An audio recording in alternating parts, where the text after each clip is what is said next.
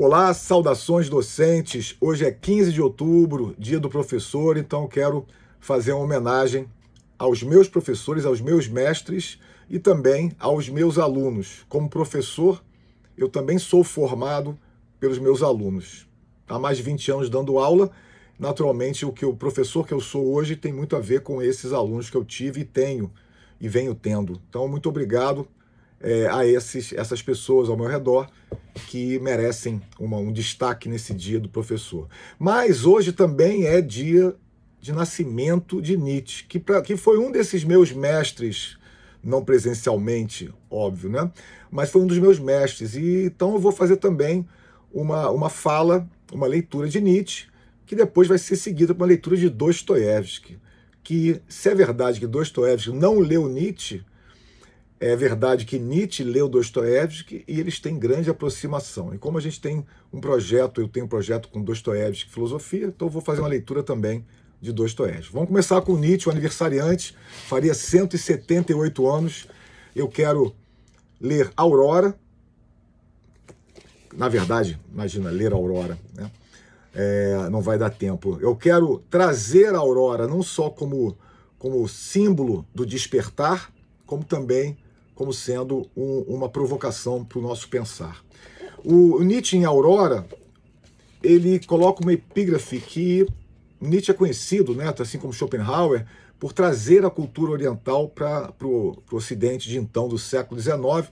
E ele coloca uma epígrafe do Rig Veda, da cultura indiana, um texto milenar da cultura oriental. E a epígrafe que Nietzsche utiliza é: há tantas auroras que não brilharam ainda. Que é genial pensar nessa epígrafe e nas motivações possíveis para ele ter colocado. Quer dizer, quando a gente pensa em aurora, pensamos em nascer do sol, é claro, né? A aurora é um nascer do sol. Mas pensar em tantas auroras que não brilharam é pensar nos nossos despertares. E para mim, como professor, mas também como ser vivente, os despertares, quando penso em minha trajetória pessoal, profissional, relacional, eu consigo pensar em alguns despertares de maior magnitude, de maior importância. Ser professor hoje tem muito a ver com esse despertar, porque eu não fui professor na minha primeira formação. E acho que todos nós temos histórias nessa linha. Então essa provocação ela é fascinante, e eu escolhi um aforismo. O livro Aurora é um livro de aforismos, pequenos textos, e eu escolhi o aforismo 120, porque eu acho que também se costura aforismo pequeno para encaixar dentro de um tempo razoável de vídeo, né? Mas também ele é pequeno na extensão de letras, de palavras, mas imenso na profundidade. O aforismo 120 tem um título: Para tranquilizar o cético. E o aforismo diz o seguinte: não sei o que faço, não sei o que devo fazer. Você está certo, mas não tenha dúvida, você é feito a cada momento. Em todos os tempos, a humanidade confundiu a voz ativa e a passiva. É o seu eterno erro gramatical. Então vejam como é interessante pensar que esse erro gramatical, como Nietzsche coloca no seu aforismo, na verdade é completamente transformável a ideia em um erro existencial. Ou seja, a possibilidade de errarmos ao sermos passivos ao invés de ativos. Estamos sendo feitos o tempo inteiro por nossas ações e decisões. Então essa é uma ideia bastante significativa. Então eu queria deixá-la nesse momento e mudar para o Karamazov, né? Esse é o curso que depois da manhã a gente está começando. Então eu separei um trecho que não vai estar nem na primeira parte do curso, para falar a verdade, porque está no livro 7 dos Karamazov. O curso, como eu já falei em outro momento, tem duas partes. A primeira parte vai até o livro 6. Então essa leitura só vai estar naqueles que participarem da segunda parte. Mas a questão aqui não é essa. Você não precisa nem participar do curso para poder, obviamente, ler o livro, e muito menos não precisa participar para gostar do livro. Mas veja, por que eu escolhi a Aurora para falar num vídeo sobre Dia dos Professores? Porque em sala de aula, uma das perguntas ou provocações que eu mais gosto de fazer é perguntar, e aí você que está me ouvindo, entenda-se provocado ou provocada, é perguntar o seguinte: quando você está num lugar isolado, debaixo de um céu estrelado, naquele céu estrelado que a gente consegue ver, ou melhor, que a gente não consegue ver na cidade, só consegue ver quando estamos afastados, aquele céu que pesa sobre nós, o que você pensa nessa situação?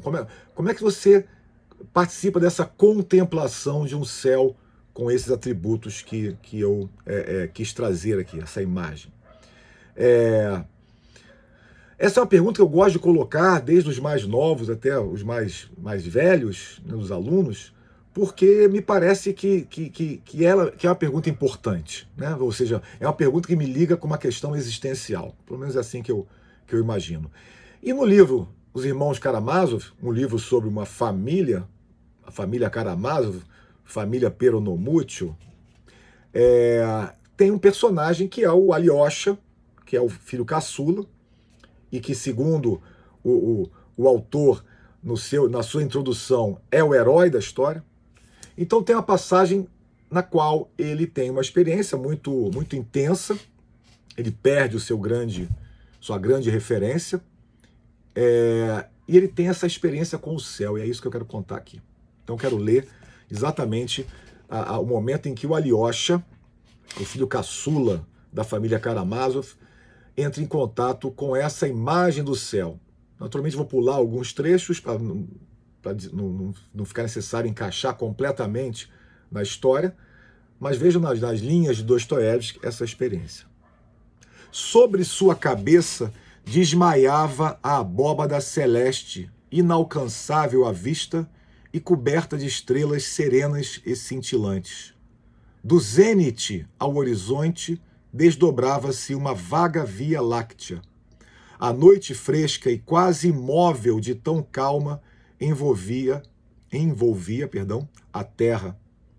As torres brancas e as cúpulas douradas da catedral resplandeciam contra um céu safira. O silêncio da terra parecia fundir-se ao silêncio do céu. O mistério da terra tocava o mistério das estrelas. Alyosha observava parado e, de repente, desabou de joelhos sobre a terra, como se o tivessem abatido. Veja, Alyosha é um personagem que tem uma ligação com o mosteiro. Então a imagem da catedral aqui é importante. Mas vamos tentar fazer uma leitura ampla. Então repare que ele cai sobre o solo. Vejam como que Dostoiévski continua a cena. Não sabia por que a abraçava, não se dava conta da razão pela qual sentira uma vontade incontida de beijá-la toda, mas ele a beijava chorando, soluçando e banhando-a com suas lágrimas, e exaltado jurava amá-la até a consumação dos séculos. Quem ele está abraçando é a Terra, é o planeta. Ele tem uma experiência, que o próprio texto vai falar, no trecho que eu vou ler agora, do êxtase. Ele tem um êxtase místico, mas, voltando à minha provocação inicial, me parece que independe da sua visão sobre a espiritualidade ou religiosidade, independe como é que você pode experimentar esse ambiente, né, essa circunstância. E aí, concluindo, para a gente fazer a ligação entre esse trecho e a aurora que eu li antes. Mas a cada instante sentia de forma clara e como que palpável que algo firme e inabalável, qual essa abóbada celeste, lhe penetrava na alma. Um quê de ideia começava a reinar em sua mente. E já para o resto da vida e pelos séculos dos séculos. Caíra por terra um jovem fraco e levantara-se um combatente firme para o resto da vida. E ele sentiu e tomou consciência disto para o resto da vida, nesse instante mesmo de seu êxtase. Tem uma repetição no resto da vida porque o cronista fala retrospectivamente dessa cena. Mas vejam o final. Nesse instante mesmo de seu êxtase, ele toma consciência de uma certa ressurreição, de um certo renascimento, de um certo despertar, de uma aurora. E aí eu deixo, para concluir, essas leituras, esse compartilhamento e esses parabéns e agradecimentos, deixo essa pergunta se essa aurora, dessa maneira, nesse êxtase que Alyosha a personagem Alyosha vivencia, se você já vivenciou. Saudações, fique bem, um abraço.